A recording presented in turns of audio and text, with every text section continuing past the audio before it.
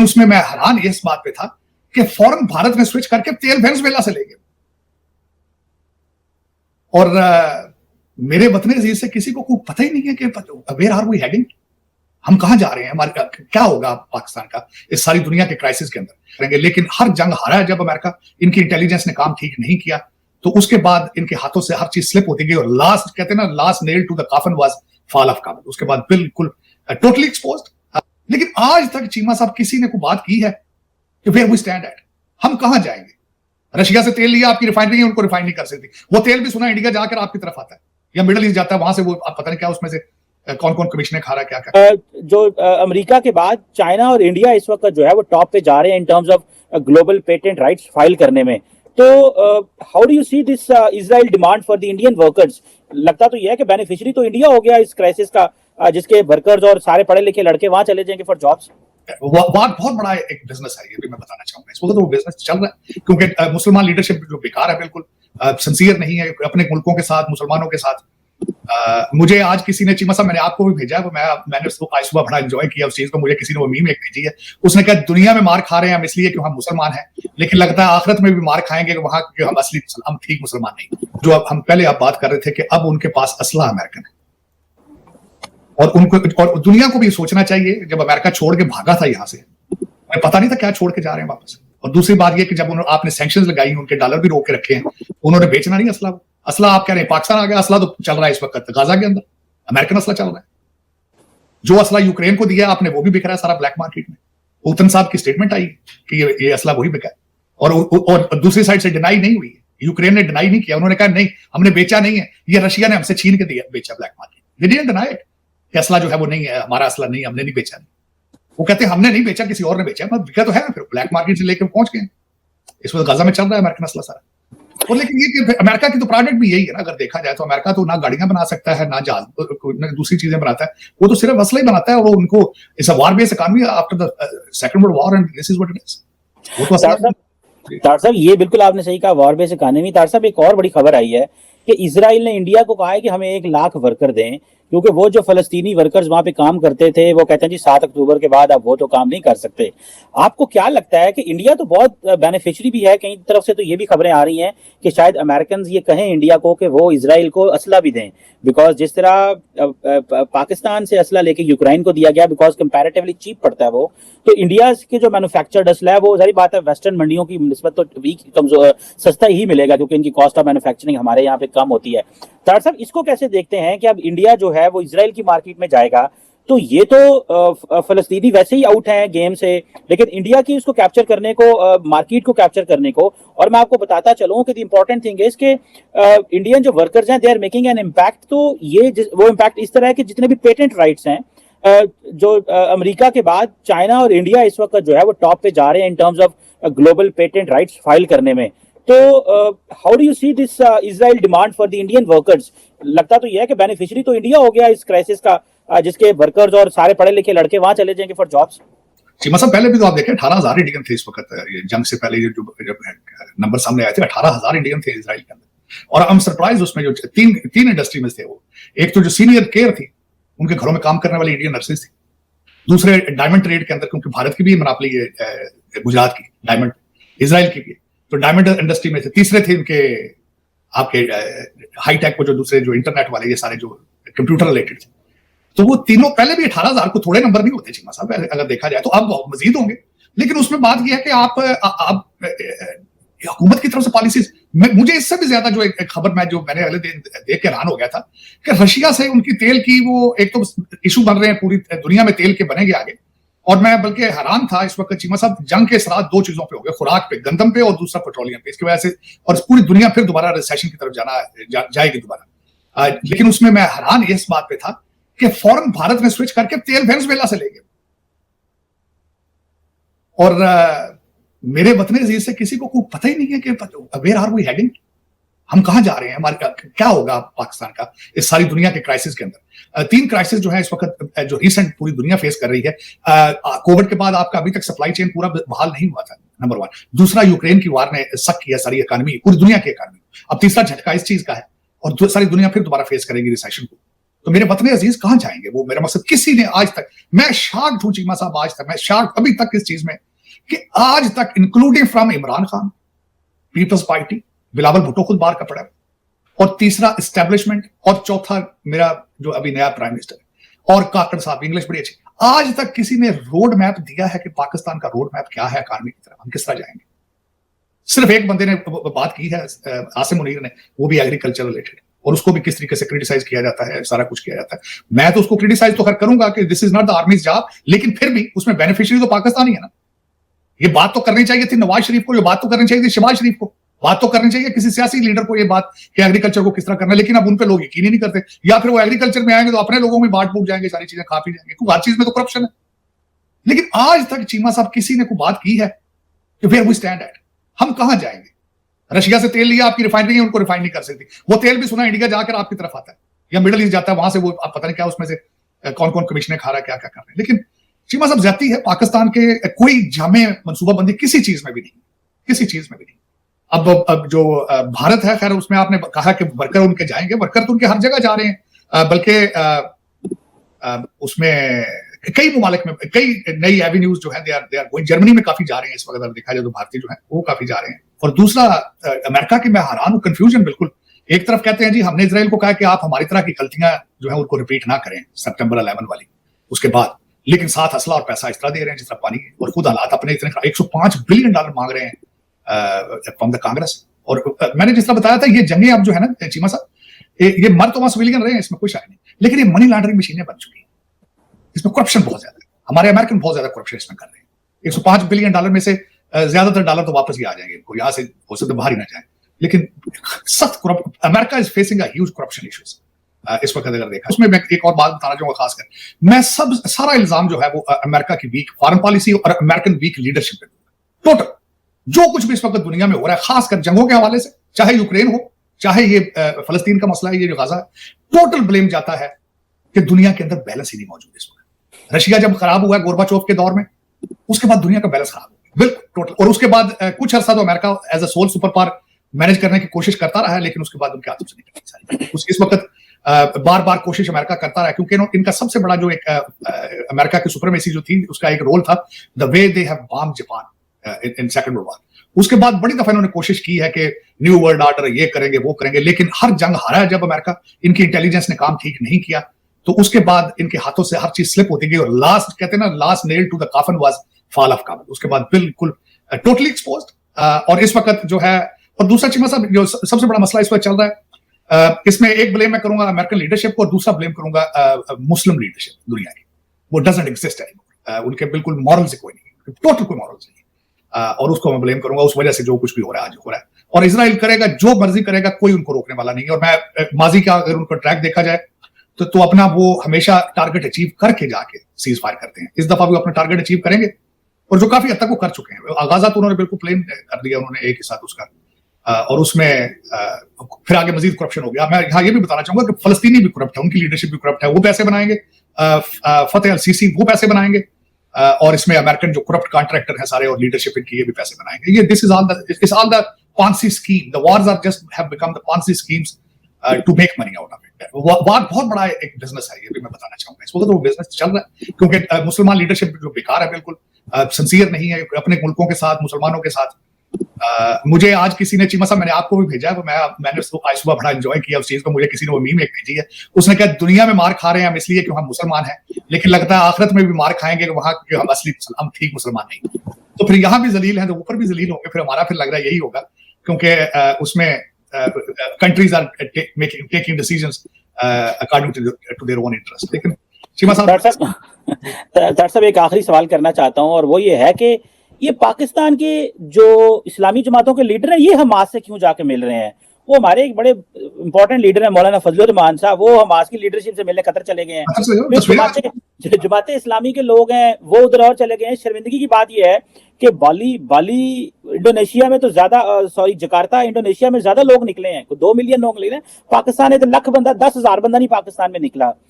ये double standards हैं। बल्कि मुशाहिद सैन साहब की एक स्टेटमेंट मेरी नजरों से गुजरी, उन्होंने कहा जी हमें हमास को रिकग्नाइज करना चाहिए, जबकि तारड़ साहब जो कश्मीर के, अब हमास जो है उसको ग्लोबली मिलिटेंट ऑर्गेनाइजेशन कहा जाता है।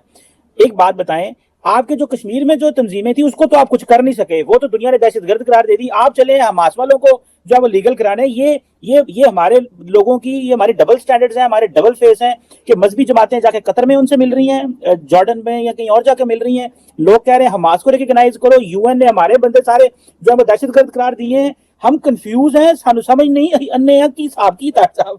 चीमा साहब, दर हकीकत जिस चीज पे मैं और हैरान होता रहता हूँ वो ये डबल स्टैंडर्ड जो है आपका। आप हमास के लिए और फलस्तीन के लिए चीख रहे हैं यहाँ पे कि मुसलमान भाई हमारे मर रहे हैं, हम जिहाद करेंगे, तो जो पठान भाइयों के घरों के ऊपर बुलडोजर चला दिए आपने यहाँ पे, वो मुसलमान नहीं है, अफगानी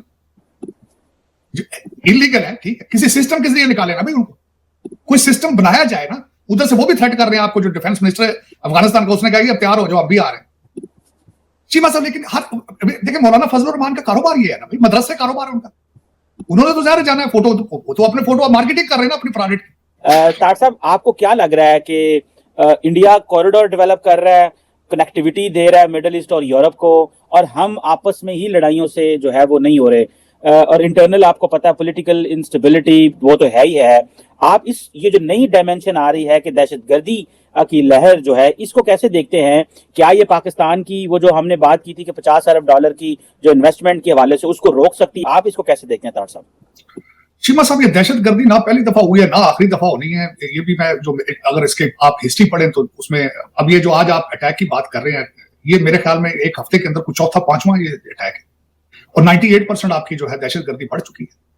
और दूसरा जो मसला है आपका, जो इस वक्त सख्त मसला है आपकी इकोनॉमी का, वो directly related to this terrorism है कि जहां पे जंग होगी, वहां पे जहां बम फट रहे होंगे, वहां इन्वेस्टमेंट कौन करेगा?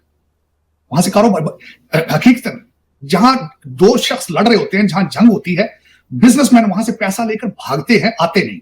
दरअसल हम एक सीरियस नेशन कैसे बन सकते हैं? आप कहते हैं कि कई लोग जो हैं, जिन अदारों ने इन चीजों को कंट्रोल करना है, वो स्मगलिंग में इन्वॉल्व हैं। सियासतदानों को हम सीरियस नहीं लेते, वो जेलों में हैं, उनकी क्रेडिबिलिटी खत्म हो सकती है। कई दफा आप कहते हैं कि 500 बंदा जो है वो एग्जिट कंट्रोल लिस्ट पे होना चाहिए, स्टॉक ज्यादा 500 तो है मेरे ख्याल में चीमा साहब, लेकिन 50,000 होना चाहिए, 50,000 होना चाहिए एग्जिट कंट्रोल लिस्ट के ऊपर। और दूसरा, क्रैकडाउन क्यों नहीं किया जा रहा है करप्शन के खिलाफ? पीटीआई के खिलाफ देखना किस खूबसूरती से इन्होंने कंट्रोल किया सारा कुछ, लोगों के कारोबार शट डाउन कर दिए गए, लोगों के बच्चों को पकड़ लिया गया, टेपें किस तरह बनाई गई हैं, किस सीरियस मुनज़्ज़म तरीके से किया गया। मैं बिल्कुल ये नहीं कह रहा कि गलत किया गया, ठीक किया गया, बिल्कुल ठीक, लेकिन यही हाथ जो है, यही टैक्टिक्स जो है, वो करप्शन के खिलाफ क्यों नहीं काम करते? क्या वजह है? और आपको वो आप ब्लीड कर रहे हैं, आप करप्शन आपकी तबाही का एक मेन जो है वो एक रीजन है। मेरे ख्याल में दहशतगर्दी के साथ भी करप्शन अटैच है। देखिए ना, जो एक बिल्डिंग बनाता है चीमा साहब, उसको पता होता है कि इसकी कमजोरियां कहां है। तो हर दहशतगर्द तंजीम जो है उसके पीछे अगर देखा जाए तो एजेंसियों के लोग हैं उसमें इन्वॉल्व। लश्कर तैयबा देख लें, आप जंगवी देख लें, कौन सी तंजीम ऐसी जिसको एस्टेब्लिशमेंट की आशीर्वाद या एजेंसियों के आशीर्वाद हासिल नहीं रही है या उनके जरिए काम नहीं करते रहे, तो उनको चाहिए अब कंट्रोल करें। लेकिन ये मुझे जो लग रहा है चीमा साहब, बढ़ता नजर आ रहा है, कम होता नजर नहीं आ रहा है। उसकी वजह ये है कि वो, लेकिन चीमा साहब दर हकीकत ये आपको बहसीते पाकिस्तानी बनना पड़ेगा अगर पाकिस्तान की स्टेट को बचाना है। आपको पाकिस्तान के मुफाद में फैसले करने होंगे, जातियात से ऊपर निकल गए। इस वक्त तक अभी तक आप सारे जातियात में फंसे हैं। पावर पॉलिटिक्स की गेम है सारी, पैसे की गेम, और कुछ भी नहीं है। और इस पता नहीं फिर आगे चलने वाले दिनों में क्या होगा इस वक्त, लेकिन ये कि मेरे ख्याल में जो जंग का सबसे ज्यादा असर पाकिस्तान पे होगा ये इजराइल की, क्योंकि दुनिया के अंदर इन्फ्लेशन आने वाला है और पाकिस्तान के अंदर वैसे ही इकानमी और जो इन चीजों के बारे में कोई प्लानिंग नहीं किसी की। मजीद गुर्बत के, पहले भी बहुत ज्यादा लोग गुर्बत की शरह से नीचे जा चुके हैं, मजीद जाएंगे, ज्यादती होगी, करप्शन मजीद बढ़ेगा। बिल्कुल सही कह रहे हैं तार साहब। भारत तो अपनी जो ऑयल की सप्लाई चेन है उसको तो मेंटेन कर रहा है। हमने तो क्योंकि सारी बात है तरले महीने तो तेल लेना होंगे, सानू तो फिर सारी गल है वहां से कम ही तेल आना है। एक अद्धे शिप ने भी ठोकर ठाकर लग गई, थले कोई वटा वुटा चल गया होते तो साडा तो दिल करे सारा कुछ बंद हो जाए।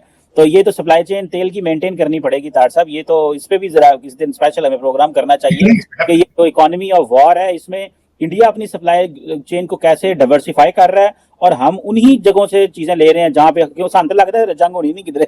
सोच ही नहीं, टारगेट चीमा साहब, टारगेट से सोच नहीं है, क्योंकि लोग चलाने वाले सिंसियर नहीं, पाकिस्तान से करप्ट है, बड़े बुरे तरीके से करप्ट है। बिल्कुल सही कह रहे हैं तार साहब। लेट्स सी क्या। तो दोस्तों, जैसे कि आपने क्लिप में देखा कि भाई शायद बता रहे हैं कि भाई अमेरिका का सबसे ज़्यादा फ़ायदा ना भाई साहब मोदी ने उठाया, चाय वाले मोदी ने सबसे ज़्यादा अमेरिका का फ़ायदा उठाया, ठीक है। हाल के दिनों में भारत ने अमेरिका से रिश्तों का फ़ायदा केवल व्यापार या रक्षा तक सीमित नहीं रखा, बल्कि तकनीक, निवेश, कूटनीति, ऊर्जा, रक्षा और वैश्विक रणनीति कई मोर्चों पर उठाया है। इसे समझने के लिए सबसे महत्वपूर्ण बात यह है कि भारत ने अमेरिका के साथ रक्षा संबंधों का निर्भरता की जगह निर्भरता की जगह रणनीतिक साझेदार के रूप में इस्तेमाल करने की कोशिश की है, ठीक है। अमेरिका दुनिया की सबसे बड़ी टेक्नोलॉजी और एआई कंपनियों का केंद्र है। भारत ने इसी ताकत को अपने डिजिटल और तकनीक विकास से जोड़ने की कोशिश की है। AI, semiconductor, cloud computing, data centre और इलेक्ट्रॉनिक्स जैसे क्षेत्रों में अमेरिकी कंपनियों की भारत में रुचि बढ़ना भारत के लिए बड़ा अवसर है। इससे भारत को सिर्फ पूंजी नहीं मिलती, बल्कि तकनीक, ज्ञान, रोजगार और वैश्विक सप्लाई चेन में जगह बनाने का मौका भी मिलता है। अमेरिका और उसके सहयोगी देश चीन पर अपनी सप्लाई चेन निर्भरता कम करना चाहते हैं। भारत ने इसी बदलाव का फ़ायदा उठाकर खुद को वैकल्पिक मैन्युफैक्चरिंग हब के रूप में प्रस्तुत किया है। यही वजह है कि मोबाइल फ़ोन, इलेक्ट्रॉनिक्स, फार्मास्यूटिकल्स और दूसरे विनिर्माण क्षेत्रों में भारत को अतिरिक्त अवसर मिल रहे हैं। यानी भारत का संदेश स्पष्ट है, अगर दुनिया चीन पर निर्भरता कम करना चाहती है तो भारत एक बड़ा विकल्प बन सकता है। भारत ने अमेरिका के साथ रक्षा सहयोग को भी काफ़ी गहरा किया है। आधुनिक विमान, हेलीकॉप्टर, ड्रोन, निगरानी तकनीक और अन्य रक्षा प्रणालियों में सहयोग से भारतीय क्षमताओं को मजबूती मिली है। लेकिन इसका दूसरा फ़ायदा भी है। भारत धीरे-धीरे केवल हथियार खरीदने वाला देश ही नहीं बना रहना चाहता, बल्कि भारत रक्षा उत्पादन में उत्पादन और तकनीक सहयोग को भी बढ़ाना चाहता है। इससे मेक इन इंडिया और घरेलू रक्षा उद्योग को बढ़ावा देने का अवसर मिलता है, ठीक है। क्या बोलते हैं, अमेरिका के लिए हिंद प्रशांत क्षेत्र बेहद महत्वपूर्ण है और इस क्षेत्र में भारत की भौगोलिक स्थिति रणनीतिक रूप से बहुत महत्वपूर्ण है। भारत ने इस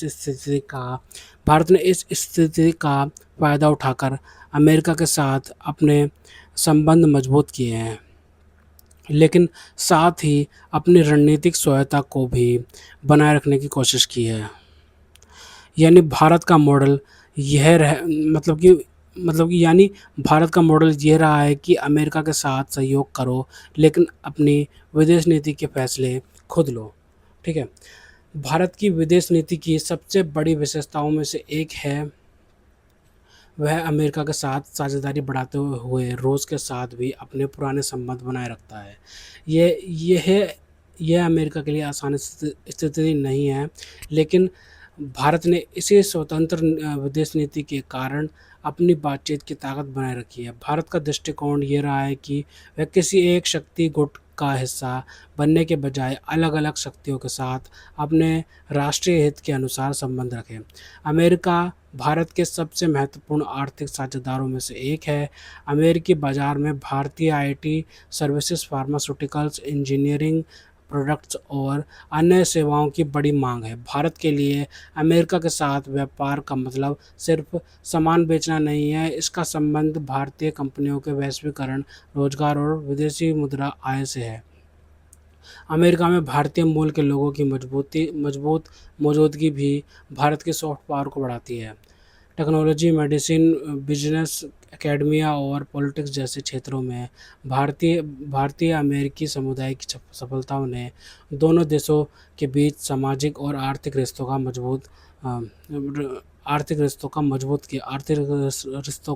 मजबूत किया है। इसका अप्रत्यक्ष फ़ायदा भारत को कूटनीतिक स्तर पर भी मिलता है। शायद सबसे महत्वपूर्ण फ़ायदा यही रहा है कि, ठीक है, भारत जितनी बड़ी अर्थव्यवस्था और रणनीतिक केंद्र बनता जा रहा है, उतनी ही अमेरिका, यूरोप, रूस, जापान और अन्य शक्तियों के लिए भारत का महत्व बढ़ता जा रहा है। इसका मतलब ये है कि भारत के पास बातचीत में ज़्यादा विकल्प है। भारत अमेरिका से फ़ायदा उठा सकता है, लेकिन अमेरिका भी भारत के साथ साझेदारी से फ़ायदा उठाना चाहता है। यही संबंध को एक तरफ़ा निर्भरता की जगह दोनों पक्षों के हितों वाली रणनीतिक साझेदारी बनाता है। पिछले कुछ समय में भारत ने अमेरिका के साथ संबंधों का फ़ायदा मुख्य रूप से टेक्नोलॉजी, निवेश, रक्षा सहयोग, मैन्युफैक्चरिंग, व्यापार, सप्लाई चेन डाइवर्सिफिकेशन और वैश्विक कूटनीतिक प्रभाव बढ़ाने के लिए उठाया है। लेकिन इसे केवल भारत ने अमेरिका का फ़ायदा उठा लिया कहना थोड़ा सरल होगा। असल कहानी यह है कि भारत ने अपनी बढ़ती आर्थिक और रणनीतिक ताकत का इस्तेमाल करके अमेरिका के साथ ऐसा रिश्ता बनाने की कोशिश की है जिसमें दोनों देशों को फ़ायदा मिले। और यही भारत की मजबूत विदेश नीति की बड़ी ताकत है, अमेरिका के साथ दोस्ती लेकिन भारतीय हितों को प्राथमिकता। खैर तो दोस्तों, अगर आपको हमारी ये वीडियो पसंद आई तो कम से कम व्हाट्सएप पर जरूर शेयर कीजिएगा, साथ साथ चैनल को सब्सक्राइब करके हमारा मनोबल जरूर बढ़ाएगा ताकि हम आपके लिए ऐसे ही मनोरंजन वीडियोज़ बनाते रहें। तो गैस मिलते हैं आपसे अगले वीडियो में, तब तक के लिए जय हिंद।